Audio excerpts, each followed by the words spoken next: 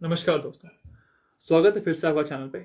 और इस वीडियो में हम बात करने वाले हैं कि क्या मैं एएफएमसी ज्वाइन करूंगा या नहीं करूंगा, और मैं जो भी करूंगा मैं उसके लिए आपको सटीक रीजंस देना चाहूंगा कि मैं क्यों नहीं कर रहा। ठीक है, तो जस्ट डायरेक्टली कंक्लूडिंग, मैंने काफ़ी सारे फैक्टर्स को ध्यान में रखा। ठीक है, तो मैं आपको पहले रिजल्ट बता देता हूँ कि क्या था, उसके बाद मैं आपको, या फिर मैं काम करता हूँ पहले आपको सारी फैक्टर्स बताता हूँ, उसके बाद मैं आपको कंक्लूड करके बताऊंगा कि मैं क्या करता हूँ। मैं मतलब इसके लिए जाऊंगा एएफएमसी के लिए या नहीं जाऊंगा। ठीक है, तो you can just be with me और लेट्स बिगिन विद दिस। देखो दोस्तों, हम सबसे पहले बात करने वाले हैं कि यार अगर मैं एएफएमसी में जाता तो क्या क्या एडवांटेजेस हैं। देखो गाइस, एडवांटेजेस हम सभी जानते हैं, बहुत सारे हैं, मैंने ऑलरेडी काफ़ी सारे वीडियोस में डिस्कस कर रखा है। इनिशियली इट मीन्स क्या, देखो सबसे पहली बात मैं आपको बता दूं, when you are in AFMC you are gonna serve the armed forces. ठीक है, अब they can be nothing greater than serving the armed forces, because you are ultimately serving the nation in the best way you can. मैं ऐसा नहीं कह रहा कि अगर मैं डॉक्टर बनता हूँ, क्या मैं किसी भी और तरीके से अगर मैं देश को सर्विस करता, इंजीनियरिंग भी होते हैं, लॉयर्स भी होते हैं, और भी कई तरह के लोग होते हैं ना, टीचर्स हो गए हैं या फिर साइंटिस्ट्स हो गए हैं, काफी सारे लोग होते हैं, तो सबको ही कहीं ना किसी तरीके से देश की सर्विस कर ही रहे हैं उसी प्रकार से। लेकिन आर्म फोर्सेस जो है वो लोगों के थोड़ा ज्यादा करीब होती है। मैं ऐसा नहीं कह रहा कि यार कोई मतलब इस तरीके से जो काम कर रहा है देश के लिए छोटा है बना है, मेरे हिसाब से यार आर्म फोर्सेस लोगों के दिल के ज्यादा करीब होती है। ये बात एक बहुत नॉर्मल फैक्ट है, क्योंकि the direct threat they are facing is kind of more, तो इसलिए हमारी रिस्पेक्ट ज्यादा है। दैट्स नॉट इवन बैड, किसी भी तरीके से गलत नहीं है, हमारी होनी भी चाहिए रिस्पेक्ट। तो आप आर्म फोर्सेस के लिए सर्विस कर रहे हो, दे can be nothing greater than that. So this the first point. ना द सेकंड पॉइंट, जैसे मैंने काफी सारे अपने वीडियोस में ऑलरेडी बता रखा है कि व्हेन यू गेट सिलेक्टेड, ठीक है, जब आप वहाँ पे सिलेक्ट होते हो, the end when you are commissioned out, जब आप आर्म फोर्सेज मेडिकल कॉलेज से बाहर जाओगे और आप आर्म फोर्सेज में एक्चुअली सर्व करोगे, then you would be serving as an officer. ठीक है, किसी भी इसमें जाओगे ऑफिसर ग्रेड पे ही आप सर्व करोगे। ठीक है, let that be Indian army, Indian navy, Indian air force, कहीं पे भी जाओ आपको वैसी ऑफिसर्स के लेवल की सर्विस मिलेगी। अब ऑफिसर्स की लाइफ क्या है, एक काफी रॉयलिश लाइफ है। ठीक है, थोड़ी इंपीरियल टाइप की लाइफ, मतलब मजा आएगा रहने में। ठीक है, आपको काफी सारे बेनिफिट्स मिलते हैं, and I have seen the life okay कि कैसा होता है एग्जैक्टली, ऑफिसर्स को क्या क्या फैसिलिटीज प्रोवाइड की जाती है। That's really great. तो अगर आपको एक ऑफिसर की लाइफ मिल रही है तो आप उसको क्यों डिनाई करोगे? Then of course it's a great deal, अगर आपको मिलती है तो आप डेफिनेटली जाओ। ठीक है, because that's a great thing कि एक ऑफिसर की लाइफ हमें लीड करने मिल रही है। And the third point which is very much important is pension. अब आप पूछोगे यार ये पेंशन क्या है यार, मतलब पेंशन तो मैंने ऑलरेडी बता रखा है, पर कितना अगर मिलता हो, ये कुछ आइडिया हो किसी को तो? या देखो मैं बताता हूँ, पेंशन अच्छा खासा मिलता है। ठीक है, आई एम सॉरी, मैंने थोड़ा वीडियो पॉज किया था because there was some disturbance, I am sorry.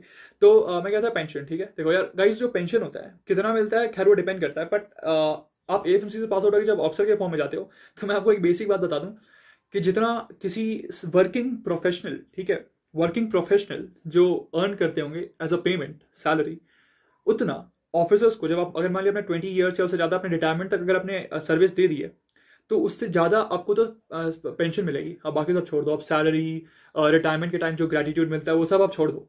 बस जो आपकी पेंशन होगी ना, वो अच्छे अच्छे लोगों से ज़्यादा होगी, मतलब जो प्रॉपरली अर्न कर रहे हैं उस टाइम पे भी उनसे ज़्यादा होगी।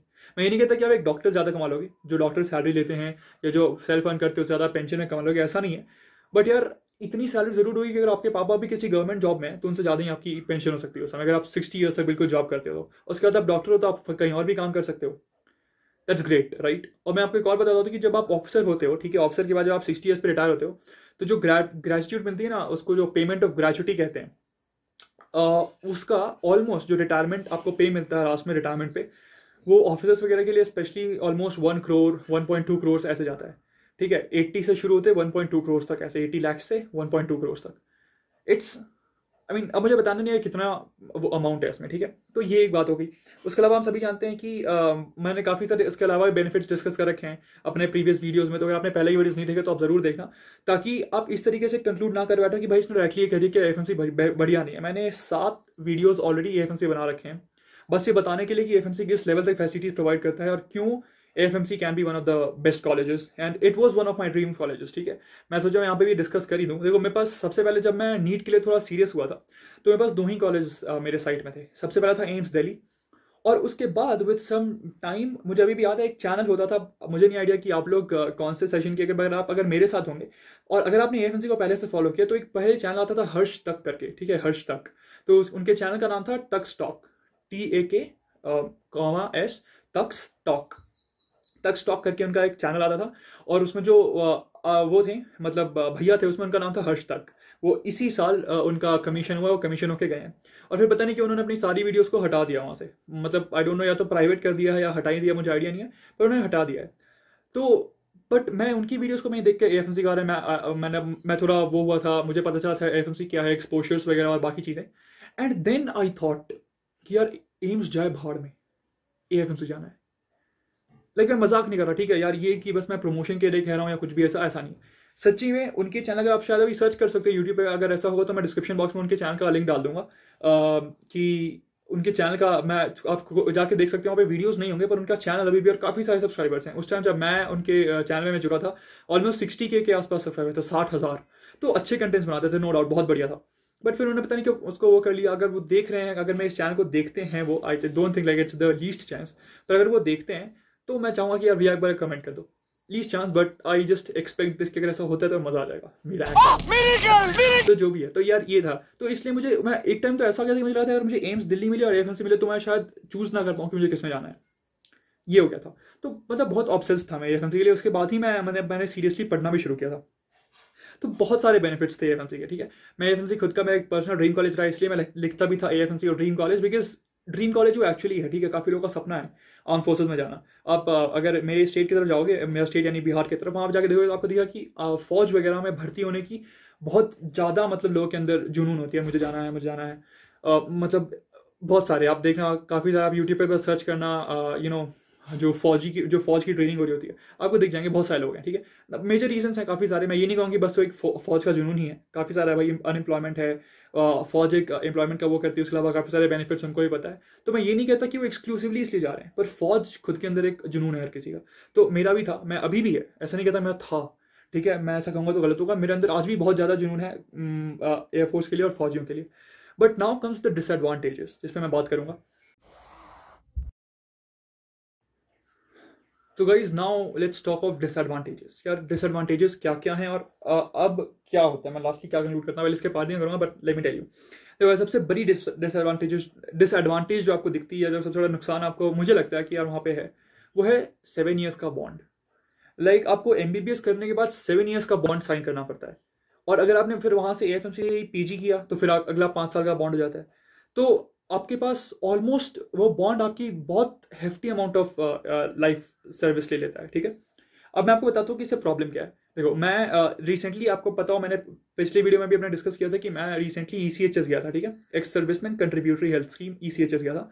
वहां जाके मैं देखा था कि एक मुझे ऑफिसर मिल रहे, ठीक है, एयरफोर्स में वो थे, मैं एयरफोर्स वाले कैंपस में गया था तो एयरफोर्स के वो थे। मैंने उनसे पूछा कि सर मुझे एएफएमसी भी मिल रहा है and I can even get some peripheral AIIMS, और कुछ स्टेट का जैसे BMC Bangalore medical college and research institute BMCRI Karnataka का टॉप कॉलेज है, वो भी मुझे मिल रहा है। तो मैंने पूछा कि सर मैं कौन से उसके लिए जाऊँ, मतलब आपको क्या बेहतर लगता है। उन्होंने कहा कि भाई इतना कुछ मिल रहा है तो ये डाउट ही क्यों आ रहा है कि मैं एएफएमसी में आऊँ या ना आऊँ। तो मैंने मतलब सर मुझे आना ही चाहिए, तो बोलते नहीं तुम्हें नहीं आना चाहिए। मैं वो शॉक्ड कि यार सर क्यों नहीं आना चाहिए। तो उन्होंने कहा देखो, जहां तक मैं तुमसे बात की, मैंने पहले भी उनसे थोड़ी बहुत बात की थी, उसके बाद मैं इस क्वेश्चन में पहुंचा था, तो उन्होंने उससे बोला कि जहां तक मैंने तुमसे बात की है, you seem to be progressive.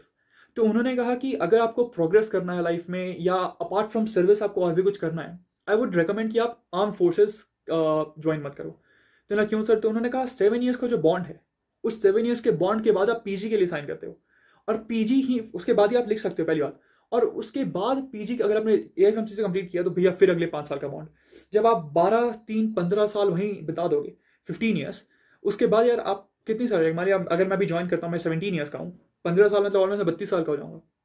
और फिर हम सभी जानते हैं कि मैंने बताया आर्म फोर्सेस काफी कंफर्ट देता है, तो मैं कंफर्ट को छोड़ के आना नहीं चाहूंगा। तो ही टोल्ड मी कि द प्रोग्रेस बिकम्स हिंडर, ठीक है। आप मतलब आपको अंदर ही अंदर लगेगा कि यार मैंने समय बर्बाद कर लिया। उन्होंने खुद ही कहा था कि उनका एमबीबीएस किए हुए 10 साल हो चुका है, पर वो अभी तक मतलब उन्होंने पीजी नहीं किया। तो उन्होंने कहा कि यार एक बहुत बड़ा लिमिटेशन हो जाता है, एक आप कह सकते हो डिस्ट्रिक्शन हो जाता है अगर आप आर्म फोर्सेस से कर लेते हो। तो ये 7 ईयर्स का बॉन्ड बस एक बॉन्ड जैसा नहीं है, ये मतलब ये कह सकते हो कि थोड़ा सा प्रोग्रेस को डिस्टर्ब करने वाला है, ठीक है। समझो ना, 7 साल आप कहीं अपने जिंदगी का बर्बाद कर लेते हो, वो भी इस टाइम पे। ये एज, ये पीक एज होता है जहां आपके अंदर की सबसे ज्यादा पावर कह सकते हो, सबसे ज्यादा एनर्जी होती है, जहां कुछ भी बदलना, जो भी अपने सपने देखे थे वो सब आप इसी एज ग्रुप में करते हो ना, 20 to 40, 50। मुझे लगता है 50 के बाद लोग काफी हद तक एनर्जी लूज कर देते हैं, अगर एकदम रीच स्टेज पे नहीं पहुंचे तो वहां पे स्टार्ट करना मुश्किल है। मैं ये नहीं कहता कि अगेन इम्पॉसिबल है कुछ भी है, इंसान ही कुछ भी कर सकते हैं, बट स्टिल जो 20 to 50 का हम सभी जानते हैं एज ग्रुप, मतलब जहाँ एनर्जी बिल्कुल पीकिंग रहती है, जहाँ हम जो चाहे वो कर सकते हैं, वो वाला आप अपना टाइम खो दोगे। तो इसीलिए उन्होंने कहा कि यार ऐसा है कि आप अगर आपको कुछ प्रोग्रेस करना है या एकदम इतनी ज़्यादा ऑब्सेशन नहीं है आपको कि यार मुझे आर्म फोर्सेस में ही आना है, then he told that there is no question कि यार मुझे AFMC ज्वाइन करना चाहिए नहीं करना चाहिए, आप छोड़ दो। That was a little heart breaking for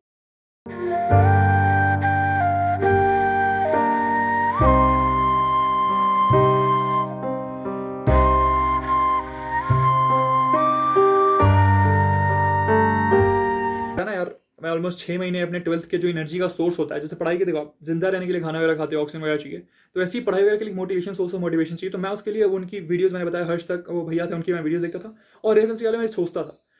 but then when I heard this, तो मुझे थोड़ा बुरा लगा कि यार अब AFMC नहीं जाना मुझे, अब हम आर्म फोर्सेस में सर्व नहीं कर पाएंगे। And well there are other methods also, हम उसके बारे में फ्यूचर में जरूर डिस्कस करने वाले हैं कि हम किस तरीके से आर्म फोर्सेस में सर्व कर सकते हैं even if we are not in AFMC, ठीक है, तो उस पर हम बात करने वाले। बट ये 7 ईयर्स का बॉन्ड एक काफ़ी आपको वो कर देता है, रोक देता है, ठीक है। तो ये one of the major disadvantage है। मतलब मैं ये कहूँगा कि अगर मैं नहीं ज्वाइन करता हूँ तो 70% जो रीज़न है उसका, ये आपका बॉन्ड के कारण है। मुझे बॉन्ड इतना ज़्यादा बिल्कुल पसंद था, वरना 61 लाख रुपीज़ आप पे करो bond amount. Now the second reason, ठीक है, तो जो मुझे दूसरा नुकसान लगता था मुझे, वो ये था कि जो सर्विस होती है, okay, when you join AFMC it gets limited to arm forces, ठीक है। आप जो सर्विस करोगे कमीशन होने के बाद, आप सिर्फ आर्म फोर्सेस के लोगों को सर्विस कर पाओगे, ठीक है। अब मैं आपको बताता हूँ कि इसमें क्या प्रॉब्लम है। देखो आप, मुझे इसमें प्रॉब्लम ही नहीं कि मैं आर्म फोर्सेस को सर्व कर रहा हूँ, उल्टा इट्स अ प्रिविलेज, ओके। हर किसी को सर्व करने को नहीं मिलता आर्म फोर्सेस, तो मेरा तो हमेशा से मन रहा है कि मैं आर्म फोर्सेस को सर्व करूँ। तो फिर आप पूछोगे फिर तकलीफ क्या है। देखो तकलीफ क्या है ना कि आर्म फोर्सेस जो भी है, तीनों ही आर्म फोर्सेस के पास उनके पास सामान बहुत है, ठीक है। जो भी इनको कॉमोडिटीज चाहिए इन टर्म्स ऑफ प्रोफेशन, यानी जो भी इनको प्रोफेशनल्स चाहिए, डॉक्टर, मेडिसिन स्टाफ जो भी हैं, उसे लेके हर तरीके से आर्म फोर्सेस काफ़ी बेहतर है। और आप पूछेंगे यार फिर भी, लेकिन बेहतर तो एक कंपैरेटिव टर्म है ना, आप कंपेयर किससे कर रहे हो। मैं कंपेयर कर रहा हूँ आर्म लाइफ से, ठीक है। जो भी एक आम आदमी है इस जिंदगी में, इस इंडिया में एटलीस्ट, उसकी लाइफ के कंपैरेटिव जो भी आदमी एयरफोर्स में है, उसकी मतलब एयरफोर्स जो सिस्टम हो गई एज ए सिस्टम, वो काफ़ी वेल ऑर्गेनाइज्ड है। तो और मैं जहाँ से आता हूँ, ठीक है, मैं आता हूँ बिहार से, बिहार के मुजफ्फरपुर डिस्ट्रिक्ट से। तो बिहार ओवरऑल आपको स्टेट पता होगा, अगर आपने सुना ये नाम तो कुछ ना कुछ आपके दिमाग में ऑलरेडी एक थॉट आया होगा, ठीक है। मैं जानता हूँ, मैं उसको मना नहीं करता, और आप बता सकते हो, ठीक है यार, आपको पता होगा कि बिहार टर्म आते ही आपके दिमाग में क्या आता है, ठीक है। मुझे पता है क्या आता है, ठीक है, ऐसा नहीं कि मुझे नहीं पता कि लोग क्या सोचते हैं बिहार के बारे में या ये है। Well that's a complete different topic, फिर कभी बात करेंगे। पर बिहार के बारे में हम सभी जानते हैं कि देयर इज सर्टेन इमेज, और वो गलत नहीं है, ठीक है। ऐसा नहीं कि लोगों ने बस अवधारणा बना ली उसको, या वो जो प्रेजुडिस था वो ऑटोमेटिकली आ गया, नहीं। वो प्रेजुडिस साल दर साल बना है भारतीय राजनीति के, मतलब बिहार की पर्टिकुलरली राजनीति के कारण, वहाँ के सोशल अलग अलग चीज़ों के कारण, जो भी है उस पर हम डिस्कस नहीं कर रहे। But the major thing is that Bihar आज सोशली, इकोनॉमिकली, पॉलिटिकली, एजुकेशनली, हर तरफ से मेडिकली जो हेल्थ का वो होता है, हर तरफ से बहुत पीछे। एजुकेशन के मामले में मुझे लगता है बिहार शायद लास्ट है या सेकंड लास्ट है, तो जो लास्ट होगा शायद झारखंड होगा, और झारखंड बिहार से बट के हुआ है। मतलब हम हर तरफ से नीचे रह गए। तो अगर मैं आर्म फोर्सेस ज्वाइन कर लेता, ठीक है, अगर मैं कर लेता हूँ, तो मैं आर्म फोर्सेस को ही सर्व कर पाऊंगा। पर मेरा हमेशा से सपना रहा है कि मैं कहीं ना कहीं लोकल को, पब्लिक को, गरीब जनताओं को की मदद कर सकूँ किसी ना किसी तरीके से, ठीक है। देखो ये काफ़ी हद तक ये सब नेताओं जैसे लगते हैं ना कि यार मैं गरीबों की मदद करने आया हूँ, ये है वो है, but then they do it for their votes. मुझे यहाँ कोई फायदा नहीं है, ठीक है। मुझे देखने वाला ऐसा कोई गरीब नहीं है जो मुझे देख के वो मतलब कुछ भी, देखो मुझे आपको यहाँ पे बोल के कोई फायदा नहीं, ठीक है ना। अगर आप सिंपथी दो या सिंपथी ना दो, मुझे कोई फर्क नहीं पड़ेगा उससे, है ना। एट मैक्स आप क्या कर लोगे, आप चैनल सब्सक्राइब कर दोगे, आप लाइक कर दोगे, बट इससे it's nothing great, right. But मैं फिर भी चाहता हूँ आपको बताऊँ कि ये मेरा सपना है कि मैं कहीं ना कहीं उस तबके की मदद कर सकूँ जो कि एक्चुअली पिछड़ा हुआ है, ठीक है। बिहार, मुजफ्फरपुर फिर भी डिस्ट्रिक्ट के तौर पे या एज ए लोकेलिटी मुजफ्फरपुर काफ़ी डेवलप्ड है जब मैं बिहार के बाकी लोकेलिटी के से कंपेयर करूं। मतलब बहुत गरीबी है बिहार में। बस आप यूं समझ लीजिए कि इस लेवल तक गरीबी है ना बिहार में कि मेरे एक रिलेटिव बता रहे थे कि वहाँ लोग, उनको जिस गांव में गए थे वहाँ बता रहे थे कि वहाँ के लोग बस उम्मीद करते हैं कि उनके घर के कोई बीमार ना पड़ जाए, क्योंकि अगर वो बीमार पड़ जाएगा ना तो जो खर्चा आएगा उसको ठीक करवाने का, उससे बेहतर परिवार वाले मानते यार मर जाइए, ठीक है। मतलब इस लेवल तक लोगों को हेल्थ नहीं मिल रहा वहाँ पे, हेल्थ केयर इतनी महंगी है। और हम सभी जानते हैं यार जितनी प्राइवेटाइजेशन है इस मार्केट में, it ultimately leads to suffocation, ठीक है। आपको कंजेस्ट कर देगा यार। आप सोच ही नहीं सकते कि यार हम आगे चल के कुछ प्रोग्रेस करें, कुछ मतलब इलाज करना, मतलब यूल बी डन। आपको लगा कि यार क्यों मतलब इसमें रह रहे हैं। जैसे एक बहुत पहले एक वीडियो वायरल हुआ था, आपने देखा या नहीं देखा, मैंने देखा था। किसी एक मैं बच्चे था उस टाइम पर, मुझे याद है अच्छे से, शायद किसी सरकारी अस्पताल का ये वीडियो था, जिसमें उसके मतलब उसको पहले तो भगा दिया गया, उनके जो भी फैमिली वाले थे उनको, और फिर उनका छोटा सा बच्चा था, और कुछ घंटे बाद वो आते तो देखा कि उसके बच्चे के बॉडी पे डॉग्स फीड कर रहे हैं, और वो भी बेड पे चढ़ के। इस लेवल तक की चीज़ें जब आप देख लोगे तो आपको कितना भी ज़्यादा मोटिवेशन हो कि यार मैं कहीं और सर्व करूँ, आपको जब दिख जाए कि यार आपके फैमिली वाले हैं ना, हमारे लिए तो वसुधैव कुटुंबकम है, पूरी विश्व ही हमारी फैमिली है, तो यार ये तो फिर भी बहुत एक्सट्रीम हो जाता है। तो उन लोगों को देख के आपको लगेगा नहीं कि यार इनको छोड़ के मैं कहाँ जाऊँ। आज कहीं ना कहीं जो भी हूँ यार, मेरे फादर थे, मेरे रिलेशनशिप इकोनॉमिकली में आ गए थे, इसलिए मैं इतना कुछ देख पाया हूँ। मैं आज ये कहने के लायक हूँ, मेरे पास एक फ़ोन है जिससे मैं रिकॉर्ड कर लेता हूँ, एक लैपटॉप है जहाँ मैं एडिट कर रहा हूँ, मेरे पास इंटरनेट है, I am very well of. और तब मैं आज इस स्टेज पे पहुंचा जहाँ मैं डिसाइड कर रहा हूँ कि मुझे किसको सर्व करना है, ठीक है। पर हर किसी को ये अपॉर्चुनिटी नहीं मिलती है, तो क्योंकि मुझे मिली है तो मैं चाहूँगा कि यार मैं सर्व करूँ उन लोगों को जो एक्चुअली डिप्राइव्ड है इन चीज़ों से, जिनको एक्चुअली चाहिए सपोर्ट। मैं ये नहीं कहता आर्म फोर्सेस बहुत बढ़िया है, आर्म फोर्सेस में सर्व नहीं करना चाहिए। पर्सनल, ये मेरा पर्सनल आप कह सकते हो, या काफ़ी हद तक, ऐसा नहीं कि बिहार मतलब इंडिया के ऐसे स्टेट बहुत कम ही स्टेट्स होंगे कौन से जो मेट्रो सिटीज़ हैं, जिसमें मेट्रो सिटीज़ हैं वो स्टेट्स जैसे कि आपका हो गया बॉम्बे, कोलकाता यानी वेस्ट बंगाल, बॉम्बे यानी महाराष्ट्र वाला स्टेट, क्योंकि कोलकाता एक मेट्रो सिटी है तो आप कह सकते हो वेस्ट बंगाल, तो चेन्नई तो आप कह सकते हो तमिलनाडु, दिल्ली, और बैंगलोर है जहाँ मैं रह रहा हूँ तो कर्नाटका। और ऐसे ही मतलब 6 7 8 स्टेट से ज़्यादा बाकी सब स्टेट में पॉवर्टी की वही हालत है, एजुकेशन की वही हालत है, हेल्थ की वही हालत है। तो काफ़ी हद तक मुझे लगता है ये चीज़ें लोगों से रेजोनेट कर पाएंगी, और काफ़ी स्टूडेंट्स सोच पाएंगे कि यार मैं क्यों रिलेट कर पा रहा हूँ, और क्यों ये चीज़ें इतनी इंपॉर्टेंट है हेल्थ वगैरह। तो ये one of the major reasons था, ठीक है, जो कि मैं आपको बताना चाहूँगा कि यार मैं क्यों नहीं कर पाया इसको, या मैं क्यों नहीं ज्वाइन कर पाऊंगा। अब जब इतनी मैंने बात कर ली है तो मैं सोचता हूँ कि यार एक फिर भी मतलब ये तो दो बहुत इंपॉर्टेंट पॉइंट्स है, ठीक है। यहाँ ये समझ ले कि 70 मैंने बोला था, मैं मानता हूँ चलो 60 अगर मैं इसको दूँ तो मैं 30 दे दूंगा सेकंड पॉइंट को, कि आपकी सर्विस बॉन्ड हो जाती है आर्म फोर्सेस के अंदर ही, ठीक है। और हाँ, मैंने बीच में वीडियो पॉज किया था जस्ट टू कंट्रोल, ठीक है, मैं इमोशंस में कुछ ज़्यादा बोलता चला जाता हूँ, ठीक है, भावनाएं पहचान उसको कहते हैं वो, तो वो था, तो इसलिए मैंने पॉज किया था, ठीक है। तो आर्म फोर्सेस में आपकी सर्विस बॉन्ड हो जाती है, ठीक है, आप कहीं और सर्व नहीं कर सकते। जब आप कहीं और सर्व नहीं कर सकते तो आपको जैसे हो ना, मान लिया मैं किसी और के हॉस्पिटल में जाकर सर्व कर पाता फ्री में भी, तो शायद ये चीज़ें अलाउड होती। पर और देखो मोरली कहूँ तो ऐसा कोई नहीं कि अगर आर्म फोर्सेस में जो सीनियर्स होंगे पता चले कि यार ये बंदा जाके गरीबों की मदद कर रहा है किसी हॉस्पिटल में सर्व करके, तो वो मुझे रोक देंगे, नहीं। But the whole thing is why should I go और and do something which is non constitutional, जो कि गलत है ना, वो ऑफेंसिव है, और उसके लिए सजा मिल सकती है, ऑब्वियसली आपको अलाउड नहीं है। ये देखो ये काफी हद तक पर्सनल रीजन है, ठीक है। ये दो रीजन मेजर थे, तीसरा पर्सनल रीजन है, आप चाहो तो सुन सकते हो क्योंकि ये भी एक बहुत इंपॉर्टेंट रीजन है, बट आप चाहो तो यहाँ पे दो पे आप कंक्लूड कर सकते हो, आप स्किप कर देना, मैं अभी एक टाइम फ्रेम आ जाएगा आपके सामने, ठीक है, आप उस टाइम फ्रेम पे जाकर क्लिक कर लेना, आपको दिख जाएगा कि कहाँ पे जाना है कंक्लूजन के लिए। पर ये वाला पॉइंट भी इंपॉर्टेंट है, आप चाहो तो सुन सकते हो। तीसरा पॉइंट जो बहुत इंपॉर्टेंट था वही था कि मुझे आगे चल के मैंने भविष्य में मैंने सोचा कि मुझे बिजनेस करना है, ठीक है, बिजनेस। अब बिजनेस जो है मैंने आपको बता रखा है कि जब मैं वहां पर इतने साल बॉन्ड हो जाएगा मेरा, तो ऑब्वियसली मैं चाहूंगा कि थोड़ा और सर्व कर ही ले, थोड़ा सारे बेनिफिट्स उठाया जाए, है ना। तो फिर मैं रिटायरमेंट तक वेट करूंगा। 60 ईयर्स के बाद बिजनेस खोलने में ऑलरेडी मैंने बता रखा कि आपकी एनर्जी खत्म हो चुकी होगी। आपको 60 पे रिटायरमेंट क्यों दे दी जाती है, क्योंकि यार आपके पास अब वो चीज़ें रही नहीं जो अब नए लोगों को रिक्रूट करेंगे तो उनका ज़्यादा एनर्जी होगी, तो आपको हटा दिया जाता है। नहीं 60 एनर्जी तक वो भी मान लेते कि यार आप 60 ईयर्स तक आपकी एनर्जी ड्रेन हो चुकी है सारी, तो फिर बिजनेस खोलने का कोई लॉजिक नहीं बनता। तो इसीलिए मैंने सोचा कि यार बिजनेस अगर मुझे खोलना है, to get into many businesses, तो फिर ये आर्म फोर्सेज एक रिस्ट्रिक्शन हो जाएगा मेरे लिए। मैंने आपको ऑलरेडी बता दिया कि ये अगर आप किसी भी गवर्नमेंट जॉब में हो, let that not only be arm forces, किसी भी गवर्नमेंट जॉब में हो, अगर मेरे जैसे मेरे फादर फिलहाल इनकम टैक्स डिपार्टमेंट में है तो वो उसमें है, मेरे पापा इससे पहले बैंक में रह चुके हैं उसमें, या फिर अगर आपके पापा भी किसी गवर्नमेंट जॉब में, आप उनसे पूछना you can not just go for any other business. इसका एक्चुअली ड्रॉबैक है। क्या ड्रॉबैक है कि इसमें ये लिखा कि आप काम नहीं कर सकते, तो लोग क्या करते हैं, अपने माँ बाप, अपने फैमिली यानी बाल बच्चे हो गए, बीवी हो गई, है ना, या फिर कुछ भी पेरेंट्स, भाई बहन, इन सब के उस पर खोल देते हैं एक बिजनेस और फिर खुद जाके सर्व करते हैं उसमें। But then again it's kind of cheating, ठीक है, ये चीज़ें सही नहीं है ना, आप कर ले रहे हो या आप किसी भी उसका उलट पुलट करके कर रहे हो, जो एक्चुअल उसका मतलब वो नहीं पूरा हो पा रहा। तो इसलिए मैं सोचा कि यार लेट्स नॉट डू दिस, ठीक है, ऐसा हम नहीं करेंगे।